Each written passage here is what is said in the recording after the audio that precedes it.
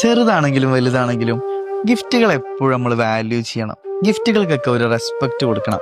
അതെന്താ അറിയോ, ഒരാൾ നമുക്ക് വേണ്ടി ഒരു ഗിഫ്റ്റ് വാങ്ങി തരാന്ന് പറയുമ്പോൾ അയാൾ അതിനു വേണ്ടി ഒരുപാട് ടൈം സ്പെൻഡ് ചെയ്യുന്നുണ്ട്, ഒരുപാട് എഫേർട്ട് എടുക്കുന്നുണ്ട്. നമ്മളെ ഇഷ്ടങ്ങൾ എന്തൊക്കെയാണെന്ന് മനസ്സിലാക്കി അതിനു വേണ്ടി തിരഞ്ഞു നടന്ന് ഒരുപാട് കറങ്ങിയിട്ടാവും ചിലപ്പോൾ അയാൾ ആ ഗിഫ്റ്റ് വാങ്ങിയിട്ടുണ്ടാവുക. ആ ഗിഫ്റ്റ് തരുന്ന സമയത്ത് അയാൾക്ക് ഒരുപാട് ഇമാജിനേഷൻ ഉണ്ടാവും.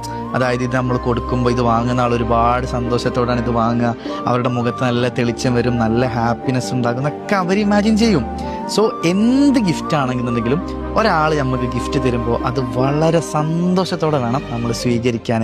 അത് എന്ത് ഗിഫ്റ്റ് ആണെങ്കിലും, പ്രത്യേകിച്ച് ഗിഫ്റ്റ് എന്ന് പറയുന്ന ഒരു കാറ്റഗറിയിൽ പ്രൈസ് എന്ന് പറയുന്ന ഒരു സെഗ്മെന്റേ ഇല്ല.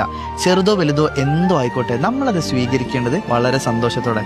പിന്നെ മറ്റൊരു കാര്യം എന്ന് പറയുന്നത്, ഈ ഗിഫ്റ്റ് കിട്ടുക എന്ന് പറയുന്നത് വളരെ വലിയൊരു ഭാഗ്യമാണ്. എല്ലാവർക്കും ഈ ഒരു ഭാഗ്യമില്ല. ഗിഫ്റ്റ് എല്ലാവർക്കും കിട്ടൂല, അതുപോലെ തന്നെ ഗിഫ്റ്റ് എല്ലാവരും കൊടുക്കൂല.